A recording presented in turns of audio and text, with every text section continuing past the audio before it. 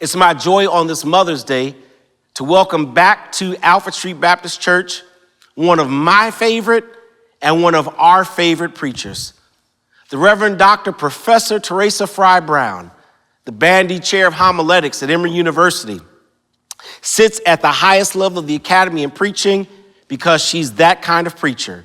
She has blessed our congregation on multiple times, and now she joins with us on this Mother's Day, and we welcome her as God would speak through her into our hearts. As we get ready to give and to receive, won't you bow with me and be in prayer? Amazing God, for all the gifts of grace that you've seen fit to sow into our lives, we say thank you. And our thanksgiving is not only through our mouth and our lips and our words, but also in the sacrifice of our hearts. We give now and ask that you would grant wisdom and discernment to this leadership of this church family, that we might be good stewards of the gifts of your daughters and sons. As we give unto you, we ask now that you prepare the word that we're going to receive. May it strengthen us to live as faithful witnesses of Jesus Christ in the midst of this time and the days in which we live. Bless our giving, bless our receiving, and bless our living out of your word. In Jesus' name we do pray, amen.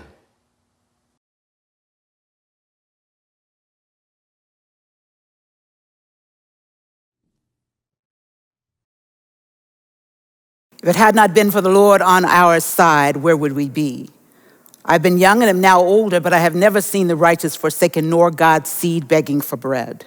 Oh, taste and see that the Lord is good, and God's mercy endureth to all generations. Let the redeemed of the Lord say so. For when I think of the goodness of Jesus and all he's done for me, my soul cries out, hallelujah. I thank the Lord for saving me. First, thanking God for another opportunity to share God's word.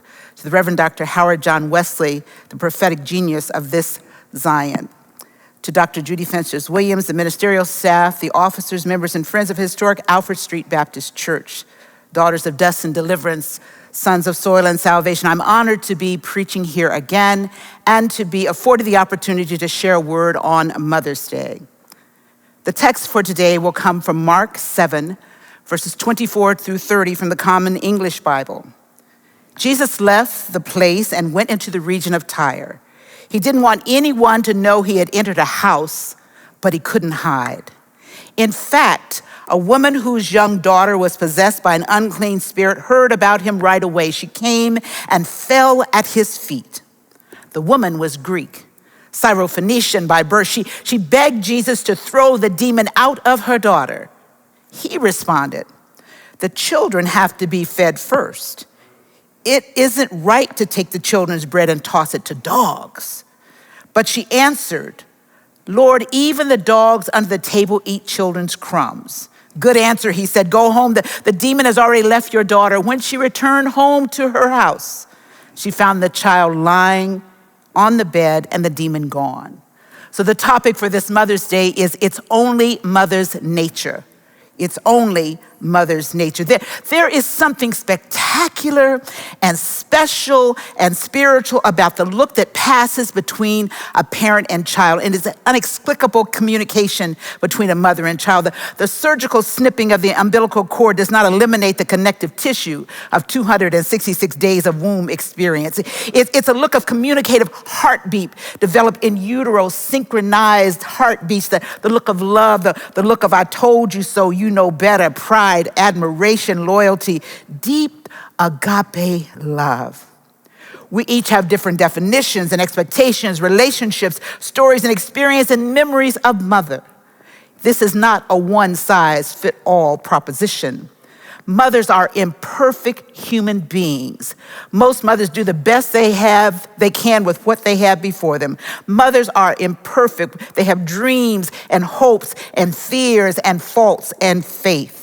Mothers are every conceivable size and shape and color and height and intelligence, level of income, emotion, habit, age, race, and belief. Some mothers give emotional birth. Some give intellectual birth, some give spiritual birth, some social birth, some surrogate birth, some emergency birth, some marital birth, some adoptive birth. Some mothers have lost children in the womb, in the street, in shattered dreams and broken hopes. Mothers have died giving birth. Some have incarcerated children. Some have been incarcerated themselves. Some teach other mothers' children. Some fill in the gap when birth mothers are not able to raise the child. Some mothers are physically unable to give birth, yet nurture countless children. Some choose not to birth children, but birth communities. But some mothers, if we're really, really honest with ourselves, are just worn out.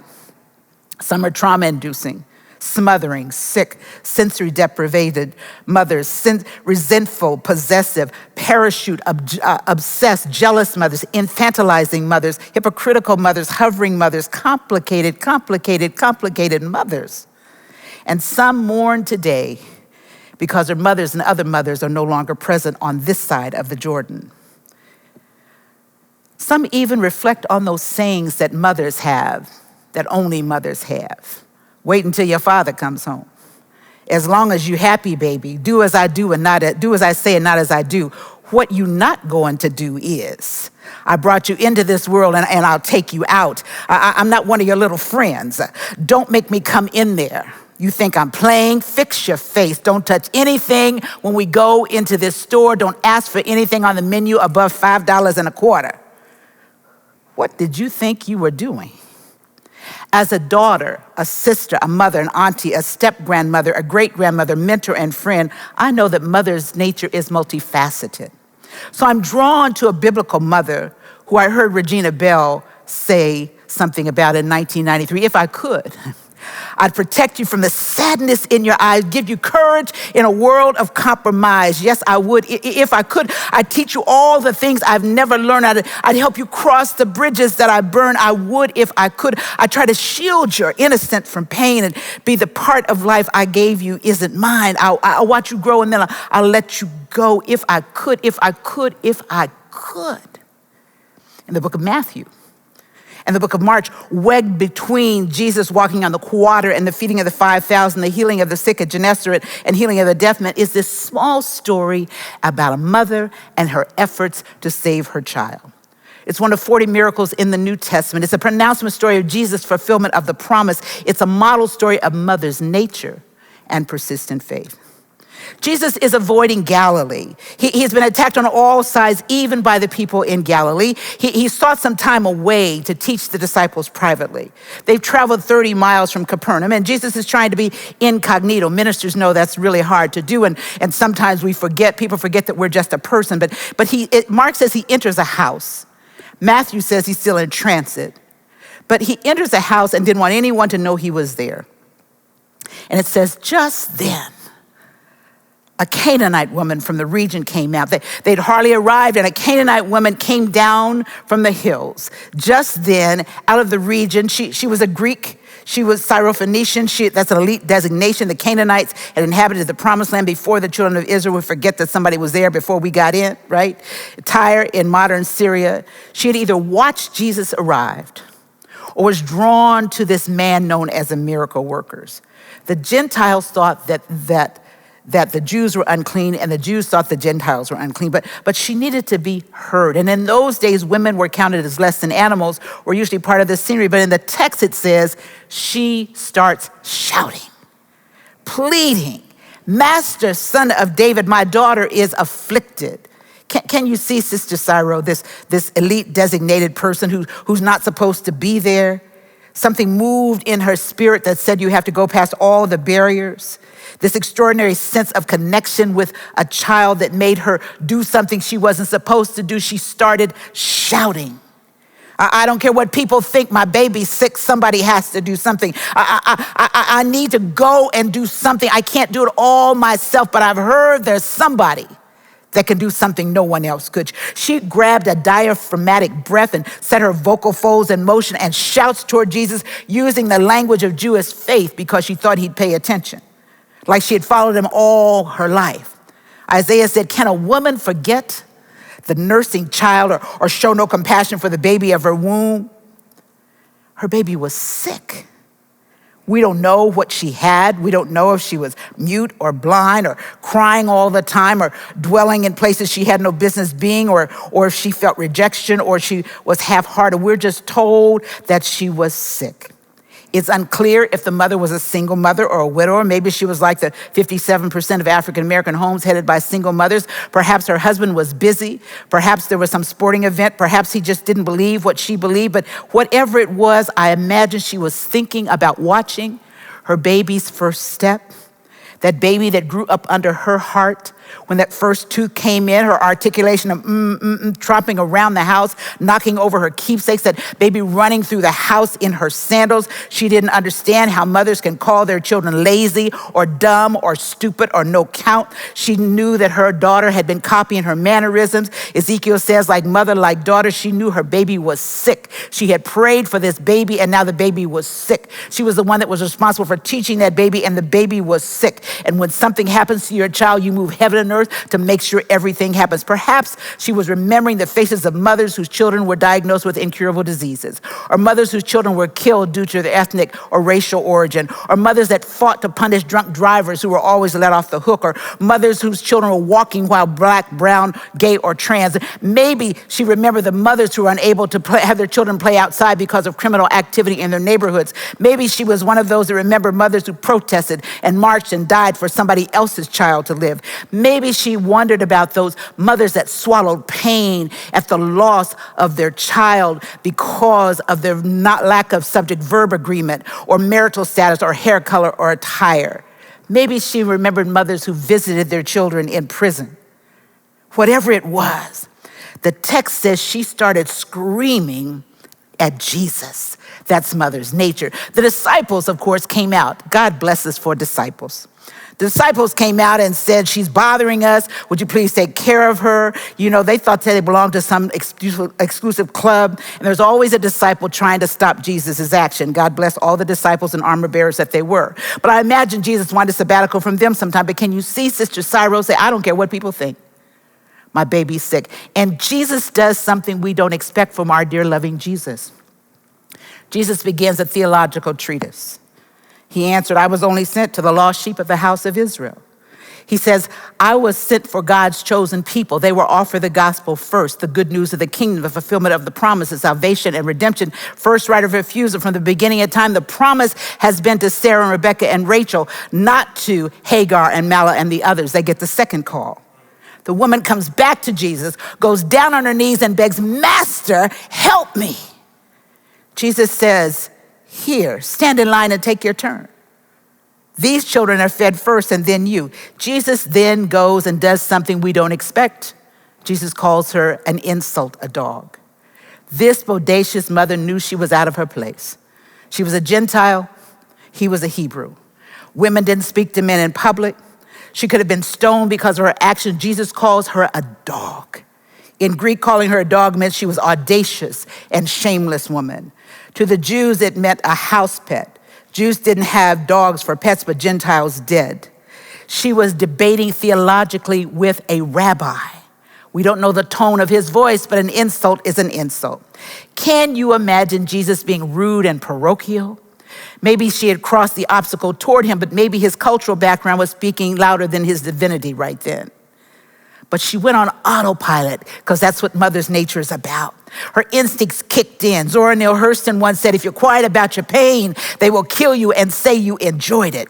This foreign woman, this outsider, this mother stood toe to toe with Jesus and used Jesus' words because she remembered that she carried that baby, that she was the one that gained 30 pounds and couldn't wear her clothes. She was the one that had an aching back. She was the one that fed at 3 o'clock in the morning. She went to Jesus and said, I am part of the connective tissue with this child. Connective tissue that forms and connects and binds and protects and collapses and repairs and supports and separates. She stood flat-footed before the throne of grace and asked for mercy. She did what biblical scholar Dr. Mitzi Smith said. She used sass, her attitude, and she wasn't going to back down. Bell Hooks said she began to talk back. The reality is sometimes things get so heavy we have no choice but to talk back, to sass, to rail against everything that is against what we believe or what we need right then. She stood and she asked for mercy and she says, yes, Lord, but even the dogs eat the crumbs that fall from the master's table. She uses Jesus' own words. She had a quick wit. There are times, that at that time that people didn't eat with utensils. They ate with their hands and they wiped with chunks of bread, and what they didn't eat, they let fall to the floor for the dogs. The throwaway. The mother says, I will take your throwaways. I will take your trash. I will take your crumbs, but my baby is sick. I'm going to swallow my pride. I need a little mercy because mercy suits my case. Let some drops now fall on me. Can you imagine a loving God refusing this request? She didn't care what the response was. Her tone was that she needed Jesus to do something. And Jesus says, woman, great is your faith. Let it be done as you wish. Jesus didn't have to go and touch the baby. Jesus just spoke it into existence. Her bold love and faith was rewarded. She didn't need to Facebook post her prayer. She didn't Instagram Jesus as her encounter. She didn't tweet what Jesus said to her. She went home as instructed and followed. Her problem was over. The baby that was dying was now living. She did not let her race or her gender or her religion or her self-esteem get in the way of what was happening. Can you imagine a mother then having a child given back to her? The look of love, that voicelessness, the kind of amazement, the indescribable joy of that baby coming back. Humanity said it was over, but God said not yet. Can you imagine the tears and the dancing? That's the power and the purpose and presence of God. God is available to anyone that will ask, no matter what the barrier is. How many times have we prayed for something and asked God, and because it didn't show up the way we wanted to, we stopped praying? Mother's nature is you keep going and going and going until you get what God told you could have. The text reminds us that living out mother's nature is more than a yearly recognition. It is more than a Sunday morning experience. It's more than a card or a text message or an email. It's more than a rose or a carnation or dinner or jewelry or an air fryer. Mother's nature is spiritual, it's sacrificial, it's selfless. Mother's nature is evident across the generations. Eve was the mother of humanity. Hagar became the outcast surrogate mother of a nation. Sarah became the mother of the covenant. Deborah was the other mother who didn't birth children but birthed the whole nation. Shiphrah and Puah were childless midwives that made sure all the babies could live. Jochebed gave physical birth to Moses, but Bithiah took care of him as the adopted mother. Zipporah birthed and raised sons. Rebecca had difficulty with twins, Jacob and Esau. Leah and Rachel were mothers of the 12 tribes of Israel. Bathsheba lost one child and God gave her another one. The widow of Zarephath almost gave up and was going to sacrifice everything for her son. Rizpah wept over her sons that were murdered but left for public display. Jabez's mother called her son sorrow, and Gomer was a mother with a past. Fatigued mother in Proverbs was praised by her children. Naomi were perpetually bitter, but she was a supportive mother-in-law. Job's wife Ramah, Sittis or Uzzah, depending on the tradition, lost 7 sons and 3 daughters, but is remembered for what she said to her husband. Elizabeth and Hannah were older mothers, but they were brought forward by God to give birth in older age. Anna was a consummate church mother, the church mother. Mary rejoiced and 33 years later wept over the death of her son. The widow of Nain mourned in the morning but had her son given back to her in the afternoon. Salome begged Jesus for special privileges for James and John, and Lydia mothered an entire household. The Candace mothered everyone in their nation. Sister Cyril teaches us that mother's nature never gives up. It persists when all else seems to fail. It means she teaches not only her children, but all those in the neighborhood. It means she weeps when she thinks any child is going hungry or finds ways to feed them. It means she learns to forgive even when her child has harmed her. It means that she goes to prison to see her children. It means that she puts off her own retirement to raise her grandchildren that her daughter cannot raise. It means that she imprints and nurtures and demonstrates mother's nature. William Makepeace Thackeray said, "Mother is the name for God on the lips and hearts of little children." Today we celebrate mothers, the ones that are expected to be an ATM and financial wizard, a bully protector, a cheerleader, a class party caterer with 2 hours notice, a cookie and candy sales entrepreneur, a dance recital choreographer, a defense attorney, a dragon slayer, an echo verbatim every public speaking presentation, an exerciser of monsters in closets and under beds, family photograph or videographer, a field trip chaperone, a general medicine practitioner, a hand holder, a little becomes much, top chef, a mender of broken hearts, a prayer warrior, a quarterback, a punter, a halfback, and a defensive end, a relationship counselor, a school play seamstress, a science project guru, a snot wiper, a chauffeur for all sporting events, a storyteller, and a therapist for all kinds of emotional distress. That's mother's nature. Regina Bell sang about human thoughts and human actions when she said, "If I knew I'd try to change the world I brought you to. Now there isn't much more I can do, but I would if I could." That's why we understand we're not God. That's why we understand we have to go before God in prayer. Mama implored. Mother testified. Mommy prayed. My dear awaited. Mom entreated. Big mama taught. Grandmother tarried. Ma taught. Nana perceived. Granny reflected. Mare intoned. Mutter dreamed. Godmother hummed. Foster mother witnessed. Adoptive mom cried. Play mom believed. Grandma pleaded. Soldier mom intoned. Sister mom chanted. Auntie mom implored God to help them make a way out of no way. This mother thing is heart work. It is a silent tear work. It is stay on your knees praying work. It is not for weaklings. And we have to be careful as mothers because children look to us as models. If we lie, they lie. If we gossip, they gossip. If we raise hell for attention, they raise hell for attention. If we cheat, they cheat. If we abuse, they abuse. If we fight, they fight. If we don't take time for them now, they won't take time for us later. If we act one way at home and another way in public, they'll do the same thing. If we value them as marvelous creations that God made, nobody can devalue them. If we moan and complain about everything and whine, they will do it. But if we love them unconditionally, they will learn to love unconditionally. If we help others in need, they will minister to the world. If we are grateful, they'll be grateful. If we give them a second chance, they may give themselves a second chance. If we live in hope, they will live in hope. If we help them to understand who God is, we wouldn't have to be on the mourner's bench every Sunday talking about why isn't my child in church. Mothers are human. Mothers are human. Mothers are human, not superhuman. They need to hear from God. Mothers walk past social restrictions, stand up and try it again, even doing the crumbs that come from the table.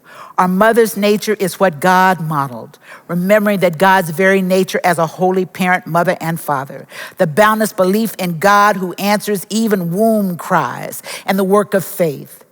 The one like our sister mother in the text beholds, the one who was creative and compassionate and merciful and loving enough that even in his humanity could see some things that his divinity brought him back to. That same Jesus is the author and finisher of faith, the good shepherd, the Holy One of Israel, the same one Isaiah called Wonderful Counselor and Prince of Peace. Today we celebrate motherhood, not perfection, but motherhood. Today we celebrate God-ordained status, a lifetime commitment, not one size fits all, not who's the best, not who has the most children, not who is always perfect. Today we celebrate the one that can do everything. I understand how Anita Wilson put it.